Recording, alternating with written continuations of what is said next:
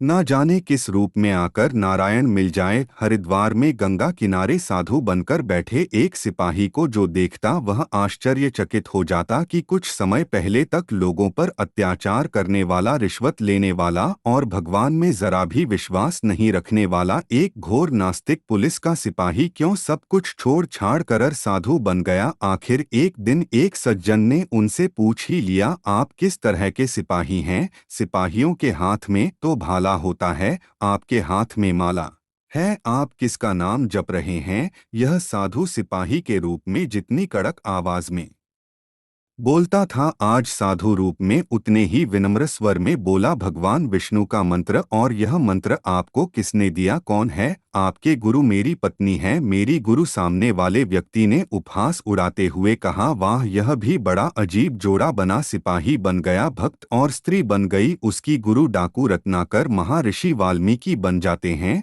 और महापंडित रावण राक्षस बन जाता है। भगवान विष्णु असंभव को भी संभव कर देते हैं। अब उस व्यक्ति के मन में भी महाराज की कथा सुनने की इच्छा हुई। उसने पूछ लिया, तो महाराज आपके एक सिपाही से भक्त बनने की कथा क्या है? कृपया बताने का कष्ट करें, शायद हमें भी कुछ सीखने को मिले। भक्त ने माला एक तरफ रखी और उस व्यक्ति को अपनी आप बीती सुनानी शुरू की। मेरा नाम ठाकुर वीरपाल सिंह है। मैं एक पक्का सुधारक था, हर बात को खंडन करता था। ईश्वर में मेरी कोई आस्था नहीं थी, किंतु मेरी धर्म पत्नी परम श्रद्धालु और घोर सनातनी महिला है। रोज सुबह जल्दी उठती है, स्नान करती है, भगवान विष्णु की उपासना करने के बाद ही तुलसी पूजन करती है, तब जाकर किसी से बात करती है। एक दिन रात को मैं निराश गुस्से से भन मनाता हुआ घर पहुंचा और मेरी नी ने पूछा, क्या हुआ, क्यों परेशान हो? इतने सालों से ईमानदारी की नौकरी कर रहा हूँ, लेकिन आज गलती से साहब को सलाम करना भूल गया तो इतनी छोटी सी बात पर पापी ने मेरा तबादला अल्मोड़ा करा दिया। पत्नी ने पूछा, अल्मोड़ा कहाँ है? दूर ऊपर पहाड़ों में है, समझो धरती का आखिरी छोर है, मैं नहीं जाऊंगा वहाँ। पत्नी ने पूछा, तो क्या करोगे? इस्तीफा दूंगा, छोड़ दूंगा यह गुलामी की नौकरी। तो फिर घर कैसे चलेगा? खेती करूंगा, मजूरी करूंगा, वह मेरा सिरदर्द है। पत्नी ने बड़े आराम से जवाब दिया, चिंता मत करो, मैं भगवान विष्णु जी से प्रार्थना करके तुम्हारा तबादला रुकवा दूंगी। मैं नौकरी छोड़ दूंगा, लेकिन तबादला रुकवाने के लिए किसी के पैर नहीं पकड़ा। पत्नी ने मुस्कुराते हुए कहा, कोई बात नहीं, आपको किसी के आगे सिर झुकाने की जरूरत नहीं, आपका तबादला रुक जाएगा। अरे ऐसे कैसे रुक जाएगा? तुम जानती नहीं हो उसे? माइकल जॉर्डन है हमारे कप्तान का नाम। दुष्ट एक नंबर का कमीना अफसर है, ना जाने कितनों का तबादला कर चुका है और कितनों को नौकरी से निकाल चुका है। पत्नी ने इस प्रकार तसल्ली से कहा, कोई बात नहीं, भगवान विष्णु आपका तबादला रोक देंगे। अब आप खाना खाओ और आराम करो। अब नास्तिक पति ने अपनी पत्नी का मजाक उड़ाना शुरू किया, अरे यह भगवान विष्णु कोई चीज है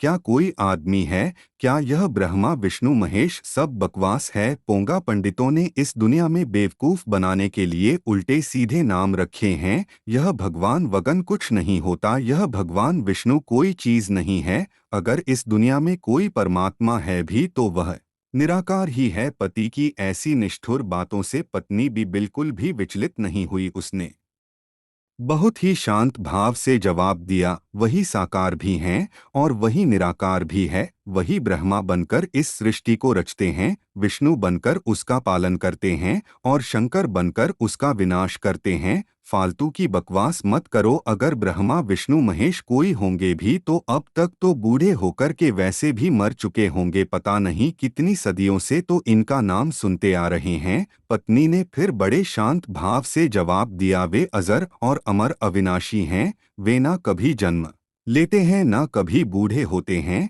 ना ही कभी मरते हैं। वही इस पूरी सृष्टि के रचिता हैं। जो कुछ भी होता है उनकी मर्जी से होता है और आपका यह तबादले होने का आदेश भी उन्हीं की मर्जी से आया है। अगर इतने ही बड़े भगवान हैं तो मेरा इस्तीफा रुकवा कर दिखाएं, और अगर मेरा इस्तीफा रुक गया तो शर्त लगाता हूं अपनी सुधार की छोड़ दूंगा, तुम्हारे सनातन धर्म में आ जाऊंगा और जीवन भर भगवान विष्णु की भक्ति करूंगा, और इतना ही नहीं, हमेशा के लिए तुमको अपना गुरु मान लूंगा। पत्नी ने उसी शांति से जवाब दिया, ठीक है, आपका तबादला रुक जाएगा। लेकिन सिपाही पति ने भी कड़ी चुनौती दे डाली, जो करना है रात भर में ही कर डालो, यूं कि कल सुबह मैं इस्तीफा दे दूंगा। मेरे तबादले के कागज तैयार हो चुके हैं, कल शाम को साहब के दस्तखत हो जाएंगे और परसों मेरी तैनाती अल्मोड़ा हो जाएगी। आप निश्चित रहिए और सो जाइए। पत्नी ने इस प्रकार ठंडे दिमाग से जवाब दिया। सुबह सिपाही वीरपाल सिंह उठा। हर रोज की तरह उसकी पत्नी सुबह जल्दी उठ चुकी थी। स्नान करके भगवान विष्णु की पूजा करने के बाद अपने पति के लिए नाश्ता तैयार कर चुकी थी। वीरपाल अपनी पत्नी को अपने हाथों में स्थपिका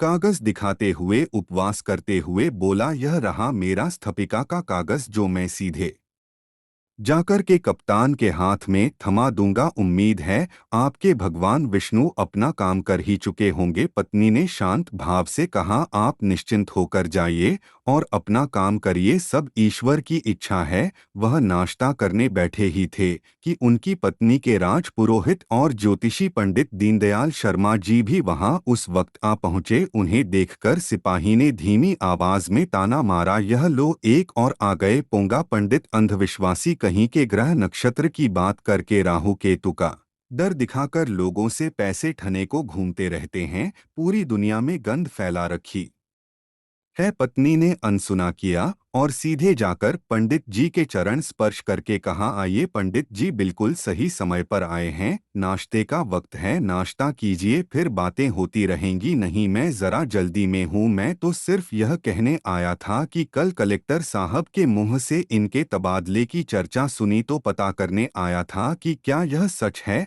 आपका तबादला हो रहा है। जी हाँ, बिल्कुल सही सुना है आपने, सचमुच मेरा तबादला हो रहा है। लेकिन मैं तबादला नहीं चाहता, इसलिए इस्तीफा देने जा रहा हूं और जाकर सीधे उस अंग्रेज के मुंह पर मार के नौकरी छोड़ दूंगा। अरे भाई, तो परेशान क्यों हो, मुझे पहले बताते, मैं कप्तान साहब को समझाकर तुम्हारा इस्तीफा रुकवा देता। चलो तुम दफ्तर जाओ, तुम्हारे पहुंचने से पहले इस्तीफा रुकने का आदेश मिल जाएगा। यह अंग्रेज अपने बाप के भी सगे नहीं होते हैं। पंडित जी आपकी बात नहीं मानेंगे, मैं जा रहा हूं इस्तीफा सौंपने। और ऐसा कहकर सिपाही वीरपाल सिंह अपने ऑफिस के लिए निकल गया। जब वह अपने दफ्तर पहुंचा तो पेशकार ने बताया, नमस्कार सिंह साहब, आपका स्थपिका का ऑर्डर रद्द हो चुका है, आप अल्मोड़ा नहीं जा रहे हैं, यहीं रहेंगे। सिपाही वीरपाल सिंह आश्चर्यचकित हुआ, क्यों, क्या हो गया, इस्तीफा वापस क्यों ले लिया, हमें क्या पता, सांप के मन की बात हम क्या जाने। वह सिपाही दौड़कर सीधा ज्योतिष पंडित दीनदयाल शर्मा जी के घर उनका धन्यवाद करने के लिए गया। पंडित जी उसे देखकर बड़े आश्चर्यचकित हुए कि यह इतना बड़ा नास्तिक आदमी, जिसे भगवान में विश्वास ही नहीं है,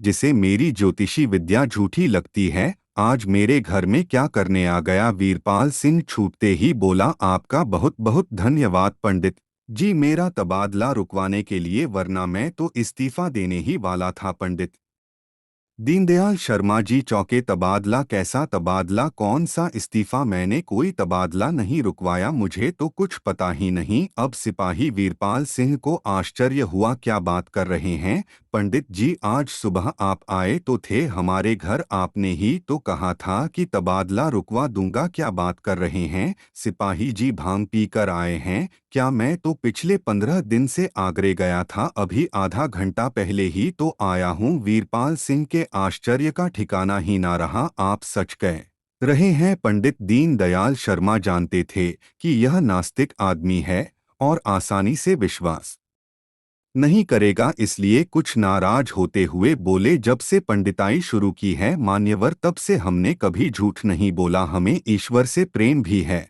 और भक्ति भी है और उसका डर भी है, आपकी तरह सुधारक नहीं है हम। अब वह अपनी पत्नी के पास अपने घर पहुंचा, पत्नी को सारा वाकया बताया तो उसने भी यही कहा, हाँ मुझे तो पहले से ही पता है था कि पंडित जी आगरा गए हुए हैं, बल्कि वह वापस आ गए हैं, यह तो मुझे आपसे अभी पता चल रहा है। तो फिर वह कौन था जो आज सुबह नाश्ते के समय हमारे घर आया था। हमारे घर क्या बात कर रहे हो, आज सुबह हमारे घर कोई नहीं आया था, आपने नाश्ता किया और गुस्से में अपना इस्तीफे की अर्जी लेकर आप सीधे दफ्तर चले गए। तुमने किसके चरण स्पर्श किए थे? आज के दिन अभी तक मैंने सिर्फ आपके चरण स्पर्श किए हैं और नाश्ता करते वक्त पता नहीं आपको क्या हुआ, बस आप उठकर चल दिए, ना कुछ कहना ना कुछ सुनना। अब सिपाही वीरपाल सिंह का दिमाग छन्ना उठा। उसकी समझ में आ गया कि पंडित दीनदयाल शर्मा के रूप में इस्तीफा रोकने की सलाह देने वाले सज्जन और कोई भी नहीं थे, स्वयं भगवान श्री